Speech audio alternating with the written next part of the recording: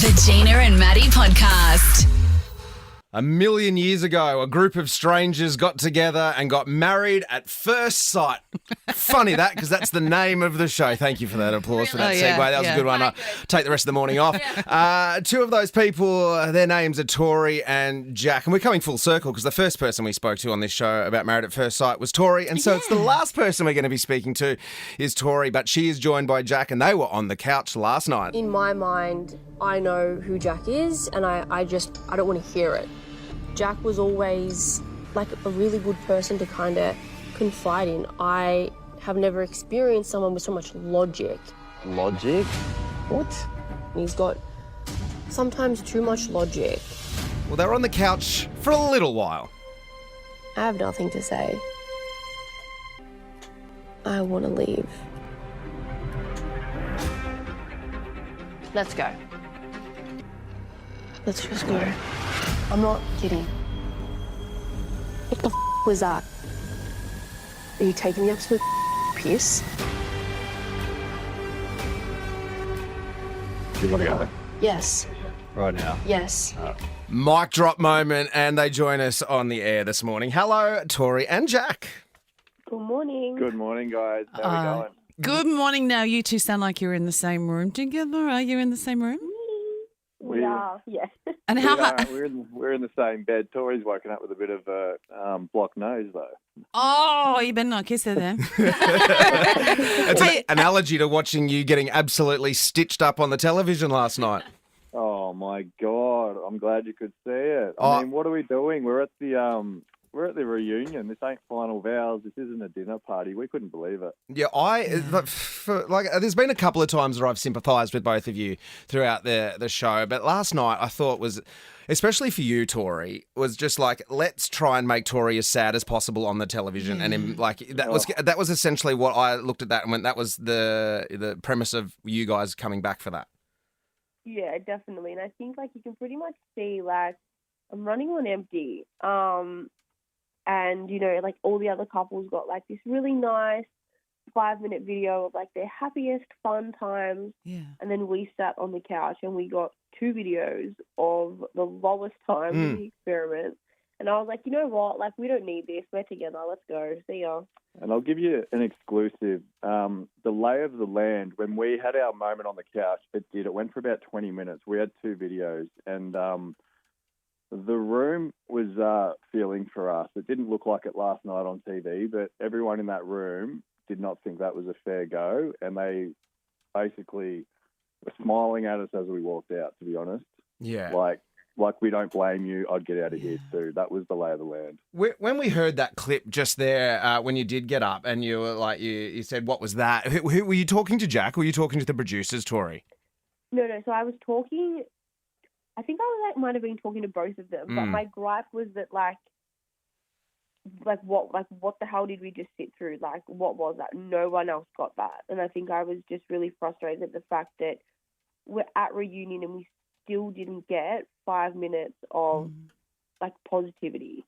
Yeah, they followed the cameras followed us outside for about 5 minutes as well. We're all mic'd up at this point, and we had a bit of a discussion outside also, and I just said, babe, it's all good, we've been here for this long, we've come this far, this is why we wanted to be good sports and see it through. I said, I know what you want to say, I know you're about to implode, let me just take your mic off, I'm going to take you home, and then we can go home and you can say whatever you bloody want. So that's what we did. Oh, that's hard. It was hard to watch. I've got friends who were on the block a couple of seasons ago and they said they had a bit of post-traumatic stress from the pressure of it. Do you guys, can you just let it go, or are you, especially you, Tori, are you super traumatised by it, or are you the kind of person who's just going to go, you know what, is what it is, and you move forward?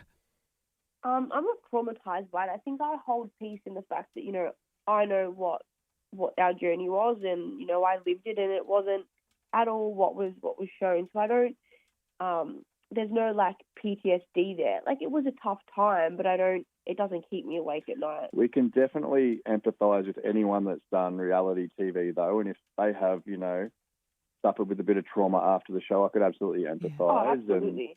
Are you glad you did it? Or do you regret doing it?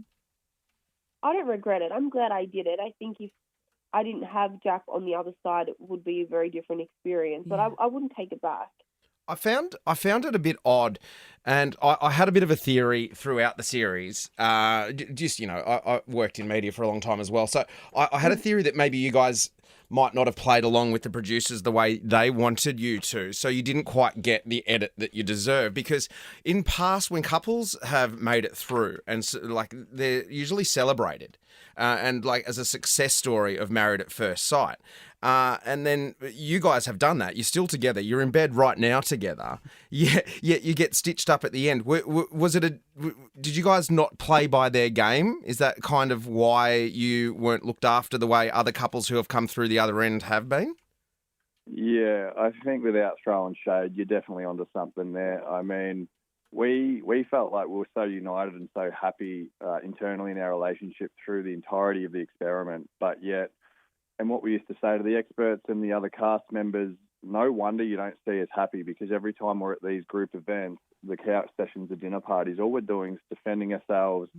I'm getting in trouble for something I may have or may not have said off camera, and we're not ever discussing what's making us happy together and our milestones in our relationship. We're just sort of defending ourselves and, having these awkward conversations with the experts the entire process. So no wonder no one got to see who the real Jack and Tori are. And watching the show back, I can see why Australia wouldn't make sense of it as well. I guess you guys, if you can survive that, you can survive anything. You guys might be the strongest couple. Do you know, is there anyone else who's still a couple or just you guys? I'm going to throw the hammer down. I think it's Jack and Tori and Jono and Ali. I think that's basically the only ones I would put money on at this moment in time after everything I've heard and seen. Awesome. Thanks for the scoop. That's another one that confused me. I don't know if it confused you guys too, how hard the judges went on Jono and Ellie on the couch, saying, it's only been 4 weeks. But if that was, let's rewind that, and they were the original couple and they would reach that point of their relationship throughout the experiment, they would have been being celebrated for having a successful relationship. Well, Tori and I didn't have sex for the first week or two, and even at that point, something was wrong. Yeah. Been a week or two. Yeah, the irony of the show, there's another word for it too. I'll leave that one out, but it is funny how it works. Well, I'm glad you guys were on it, because it would have been really boring if you weren't. So you certainly got people tuning in every night to see what was going on, and you know what? I'm stoked for you. You two have found each other, so good on you. Thank you. Yeah, I appreciate that. And Thanks, guys. you don't have to talk about it. Well, you've probably got a couple hours to go. But this is it. This is it. You're done. Congratulations, guys. Yeah, one more day. Tori and Jack from Married at First Sight. The Gina and Maddie Podcast. For more great comedy shows like this, head to novapodcast.com.au.